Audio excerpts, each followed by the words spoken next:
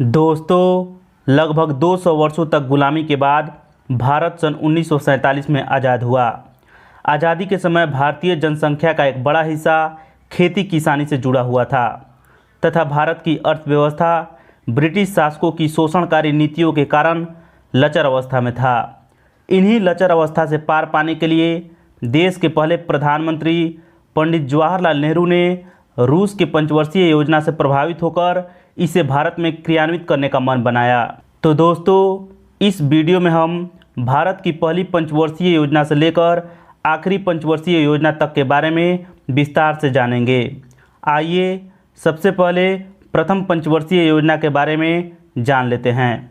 दोस्तों, भारत की प्रथम पंचवर्षीय योजना की अवधि 1951 ईस्वी से लेकर 1956 ईस्वी के बीच रही। इस पंचवर्षीय योजना का लक्ष्य कृषि विकास तथा सिंचाई था। यह योजना हेरोल्ड डोमर मॉडल पर आधारित था। आइए अब दूसरे पंचवर्षीय योजना को देख लेते हैं। दोस्तों, दूसरी पंचवर्षीय योजना की अवधि 1956 ईस्वी से लेकर 1961 ईस्वी के बीच रही। इस योजना का लक्ष्य भारी उद्योगों का विकास करना था तथा यह योजना नेहरू महालनोबिस मॉडल पर आधारित था। इसी योजना के दौरान राउरकेला, भिलाई तथा दुर्गापुर में लौह इस्पात कारखानों का स्थापना हुआ। आइए अब तीसरे पंचवर्षीय योजना को देख लेते हैं। दोस्तों, तीसरे पंचवर्षीय योजना की अवधि 1961 ईस्वी से लेकर 1966 ईस्वी तक रही। इस योजना का उद्देश्य भारत को आत्मनिर्भर बनाना था। यह योजना जे.एस.एन.डी., सुखमय चक्रवर्ती एवं महालनोबिस मॉडल पर आधारित था।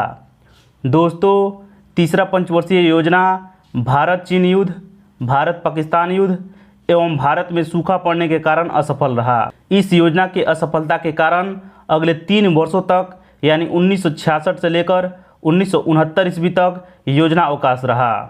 आइए अब चौथी पंचवर्षीय योजना को देख लेते हैं। दोस्तों, चौथे पंचवर्षीय योजना की अवधि 1969 से लेकर 1974 ईस्वी तक रही। इस योजना का उद्देश्य स्थिरता के साथ भारत को आत्मनिर्भर बनाना था।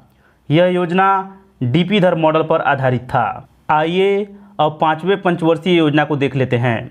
दोस्तों, पांचवें पंचवर्षीय योजना की अवधि 1974 से लेकर 1979 ईस्वी तक रही।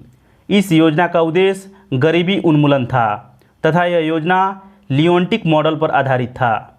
दोस्तों, 1978 में जनता पार्टी की सरकार बनने पर पांचवी पंचवर्षीय योजना को समाप्त कर अनवरत योजना चलाया गया, जो 1979 से लेकर 1980 तक रहा। आइए अब छठे पंचवर्षीय योजना को देख लेते हैं। दोस्तों, छठे पंचवर्षीय योजना की अवधि 1980 से लेकर 1985 ईस्वी तक रही। इस योजना का उद्देश्य गरीबी निवारण तथा रोजगार सृजन था। आइए अब सातवें पंचवर्षीय योजना के बारे में जान लेते हैं। दोस्तों, सातवें पंचवर्षीय योजना की अवधि 1985 से लेकर 1990 ईस्वी तक रही तथा इस योजना का उद्देश्य कृषि एवं विकास प्रेरित समृद्धि थी। सातवीं पंचवर्षीय योजना की समाप्ति पर सरकारों के जल्दी बदलने के कारण आठवीं पंचवर्षीय योजना प्रारंभ नहीं हो सकी। इसीलिए तत्कालिक सरकार द्वारा वार्षिक योजनाएं चलाई गई, जो 1990 से लेकर 1992 ईस्वी तक रही। आइए अब आठवें पंचवर्षीय योजना के बारे में जान लेते हैं। दोस्तों, आठवें पंचवर्षीय योजना की अवधि 1992 से लेकर 1997 ईस्वी तक रही। इस योजना का उद्देश्य मानव संसाधन का विकास करना था तथा यह योजना जॉन डब्ल्यू मूलर के मॉडल पर आधारित था। आइए अब नौवें पंचवर्षीय योजना के बारे में जान लेते हैं।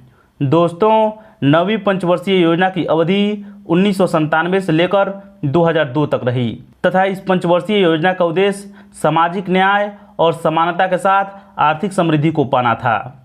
आइए अब 10वें पंचवर्षीय योजना के बारे में जान लेते हैं। दोस्तों, 10वें पंचवर्षीय योजना की अवधि 2002 से लेकर 2007 तक रही तथा इस पंचवर्षीय योजना का उद्देश्य सामाजिक न्याय तथा समानता के साथ आर्थिक विकास करना था। आइए अब 11वें पंचवर्षीय योजना के बारे में जान लेते हैं। दोस्तों, 11वीं पंचवर्षीय योजना की अवधि 2007 से लेकर 2012 तक रही तथा इस योजना का उद्देश्य समावेशी विकास था, यानी वैसा आर्थिक विकास जिसमें समाज के प्रत्येक तबके के लोगों को साथ लेकर चला जाए। आइए अब आखिरी पंचवर्षीय योजना यानी 12वीं पंचवर्षीय योजना के बारे में देख लेते हैं। दोस्तों, 12वीं पंचवर्षीय योजना की अवधि 2012 से लेकर 2017 तक रही। इस पंचवर्षीय योजना की अवधि में नई सरकार बनी तथा नई सरकार इस पंचवर्षीय योजना को समाप्त कर दी। 12वीं पंचवर्षीय योजना का उद्देश्य सतत और अधिक समावेशी विकास को पाना था। दोस्तों, इस वीडियो में इतना ही था। वीडियो अगर आपको अच्छा लगा हो तो वीडियो को लाइक जरूर कीजिएगा, अपने दोस्तों में शेयर कीजिएगा और हाँ, मेरे चैनल के साथ बने रहिए। तब तक के लिए धन्यवाद।